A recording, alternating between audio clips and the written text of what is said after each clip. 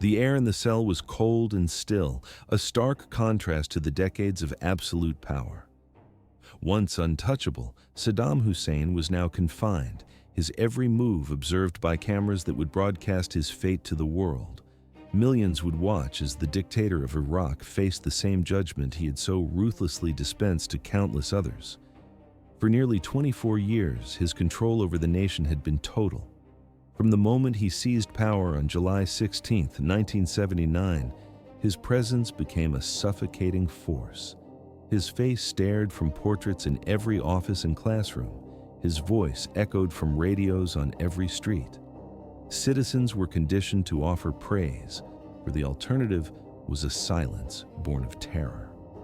To speak a word against the regime was to risk imprisonment, torture, or a quiet execution. The punishment often extended to entire families who might vanish without a trace, swallowed by the state's machinery of fear. He had survived foreign wars, crushed internal uprisings, and endured years of crippling international sanctions.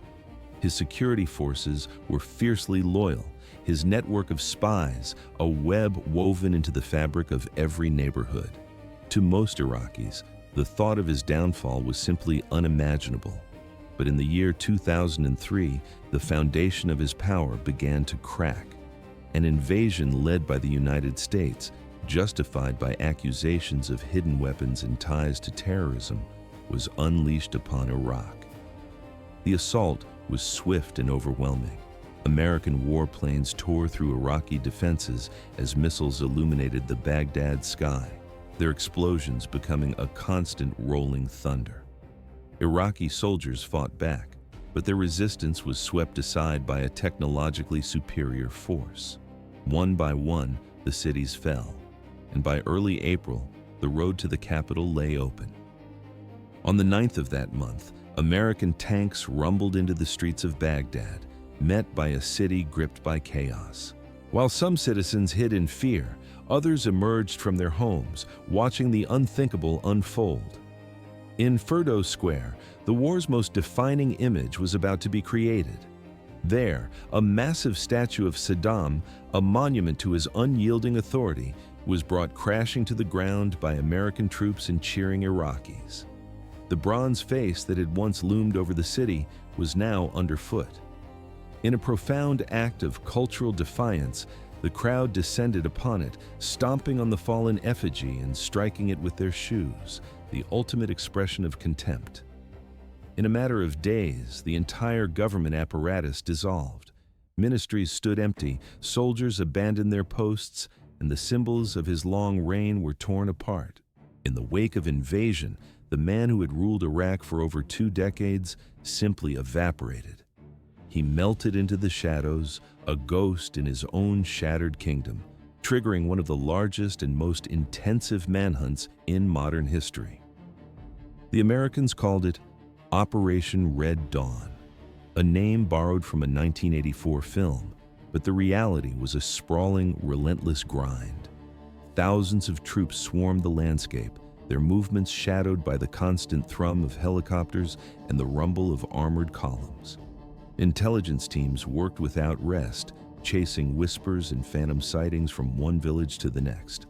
The strategy was to dismantle his world from the outside in.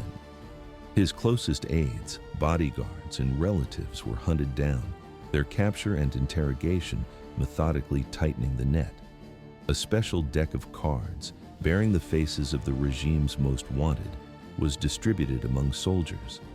Saddam Hussein was the ace of spades, the ultimate prize. As the months bled into one another, Saddam's network crumbled.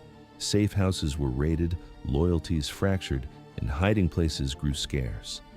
The search, guided by an intimate study of his habits and history, began to circle his ancestral home of Tikrit. By late 2003, the trail had narrowed to a quiet rural patch of land, a place where the ghosts of his past still held sway. On the night of December 13, soldiers from the 4th Infantry Division and U.S. Special Forces descended on a farmhouse in the village of ₓecuted. Amid the date palm groves, the search revealed a strange patch of earth, crudely covered. Beneath it lay a dark, narrow opening, a spider hole just large enough for one man. From this cramped tomb, they pulled Saddam Hussein. He was a shadow of the iron-fisted ruler, his hair and beard unkempt, his eyes blinking in the sudden light. A pistol lay beside him, untouched. For a nation that had lived under his gaze for so long, it was a moment of profound disbelief. The hunt was over, but his story was not. For more than 2 years, he was held in strict American custody, moved between secret locations to prevent any attempt at rescue. His captors knew that even as a prisoner, he remained a powerful symbol. Finally, on October 19, 2005, the world watched as he was brought into a Baghdad courtroom. The final act of his life was about to begin. In the autumn of 2005, the scales of justice finally began to tip in Baghdad. On October 19th, the trial of Saddam Hussein commenced, but the court faced an impossible task. The sheer volume of his alleged crimes, the killings, the massacres, the systematic torture, was too vast for any single proceeding. Instead, the judges chose to focus their efforts on one singular event, an atrocity with overwhelming evidence and many living witnesses, the Dujail massacre. Its story began on a searing day in July of 1982, as Saddam's convoy sliced through a quiet farming town some 50 miles north of the capital. Dujail was home to many Shia Muslims, a community his Sunni-led regime viewed with suspicion during the brutal Iran-Iraq War. That day, as the motorcade approached, members of an underground Shia group launched their attack. Gunfire tore through the oppressive heat, forcing bodyguards to shield the dictator from harm. Saddam was untouched, but in his mind, the attempt on his life was an unforgivable transgression that demanded a terrible and swift response. Within hours, security forces swarmed Dujail, their arrival a storm of splintering doors and panicked cries. Men, women, and children were dragged from their homes as families were violently separated.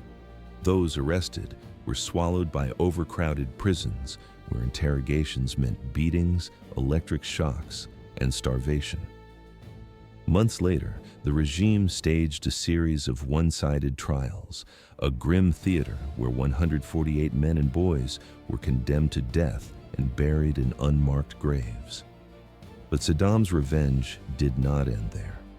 The town's lifeblood, its date palm orchards and fertile farmland, was systematically destroyed, a slow death sentence for a community built on agriculture. The attack that had lasted only minutes condemned an entire town to years of suffering. Back in the courtroom, the trial itself unfolded under a constant, palpable threat. Held in a heavily guarded compound, the proceedings were shadowed by violence. Judges, lawyers, and witnesses lived with armed escorts, yet some connected to the trial were still assassinated.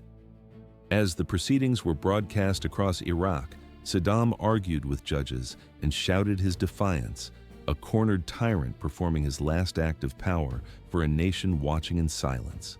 The months of shouting had finally fallen silent. Inside the Baghdad courtroom, a heavy stillness settled over the assembly, a quiet that felt louder than all the preceding arguments and claims of an illegal trial.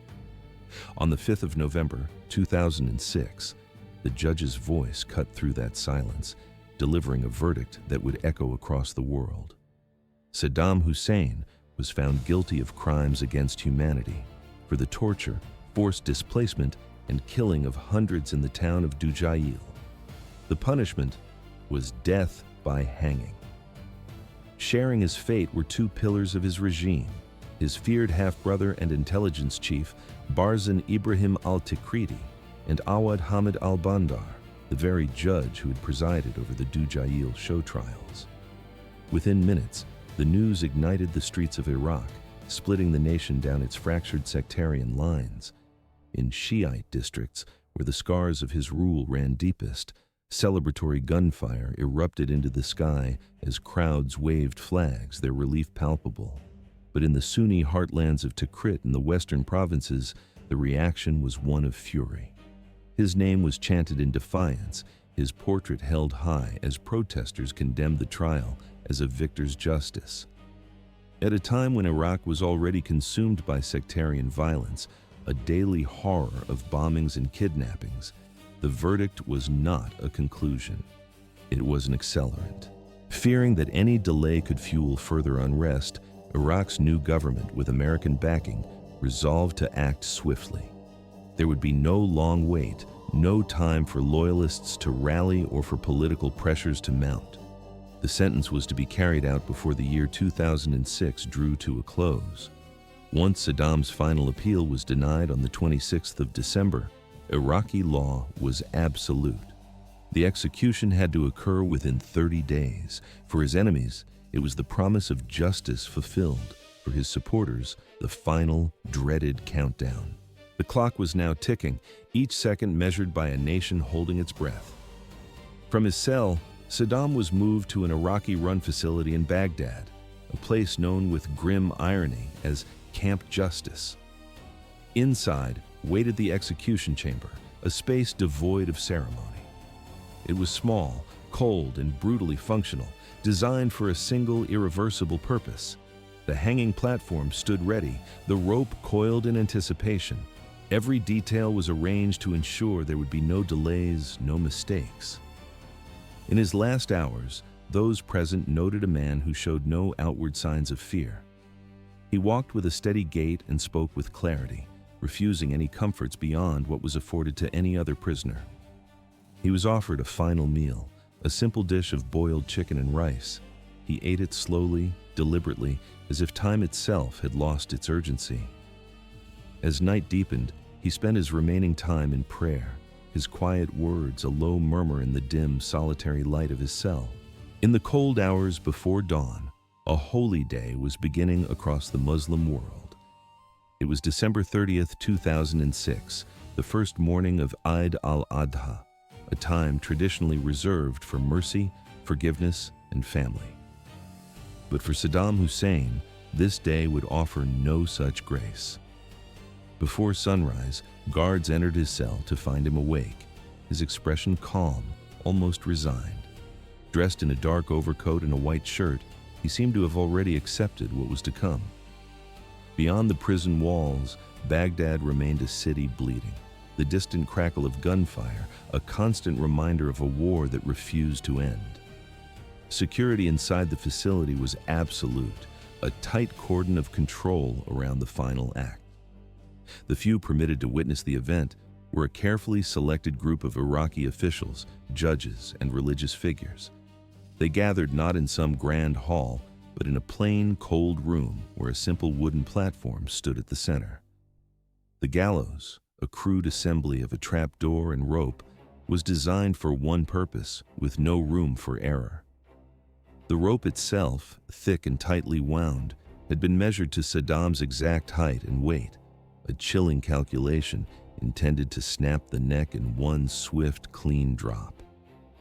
As he entered, hands bound before him, he walked with a steady, unassisted gait. When the executioner approached with the noose, he did not resist, but when offered a black hood, he shook his head, choosing to meet his end with his eyes uncovered. At 6:05 in the morning, a lever was pulled, and the wooden trapdoor beneath his feet swung open with a hollow crack. The rope snapped taut with a sickening thud, his body jolting once before hanging completely still. A life defined by decades of power, fear, and violence had been extinguished in less than a second. For a brief, stunned moment, the room was silent.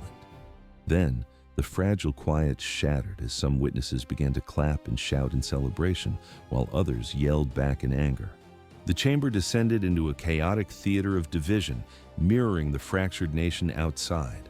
Some saw justice, others saw revenge, and all saw the end of an era. While an official camera documented the event for government archives, someone in the room was filming on a small mobile phone. This unofficial video captured not only the execution, but also the taunts and jeers that filled the moments before and after. Within hours, the raw, unedited footage had leaked, spreading across the internet like wildfire. An act intended as a controlled moment of national justice had become one of the most watched and debated public executions of modern times. In the quiet that followed, the machinery of ritual and security took over. Once lowered from the gallows, Saddam's body was wrapped in a simple white shroud, a final observance of Islamic tradition. Under the watch of a heavy guard, it was moved to a helicopter waiting to carry him back to his origins, the small town of Al-Auja near Tikrit, where he had grown up and where his family's dead were buried. He was laid to rest in a humble family plot beside the graves of his two sons, Uday and Kus, who had been killed by American forces in a firefight 3 years earlier. The burial was hurried, completed before the first light of dawn for reasons of both faith and security. In the pre-dawn darkness, dozens of cars and trucks converged silently, carrying tribal elders, relatives, and a few remaining loyalists. As his body was lowered into the earth, hundreds stood in the cold air, their faces lit only by the distant glow of the approaching day. The execution was intended to be the final word in one of Iraq's most violent chapters, but instead of uniting a fractured nation, it only deepened the chasm. For millions of Shiites, this was a moment of grim justice. Retribution for years of fear, for the mass graves and chemical attacks that had defined his rule. His death was a reckoning long overdue. For many Sunnis, however, the event was seen through a different lens entirely. They viewed it not as a fair trial, but as a political assassination, its timing in the midst of a brutal sectarian war only confirming their suspicions. Saddam had been more than a dictator. He was a symbol of Sunni authority in Iraq. His execution felt like the final act of their community's dispossession and humiliation. The months that followed brought no peace. Iraq in 2006 was already submerged in bloodshed, with suicide bombings, kidnappings, and street executions becoming daily horrors. As the calendar turned to 2007, the violence only escalated. Entire neighborhoods were purged as families fled sectarian militias, and Baghdad transformed into a city of concrete walls and checkpoints, a fractured landscape where every district was a fortress. Around the world, the shaky, clandestine footage of Saddam's last moments became one of the most haunting and viral images of the entire war, spreading across television screens and the internet. The conflict had already claimed hundreds of thousands of lives and displaced millions, shattering the country's foundations. The execution did not end the chaos. It simply became another scar upon a nation already struggling to find its way forward.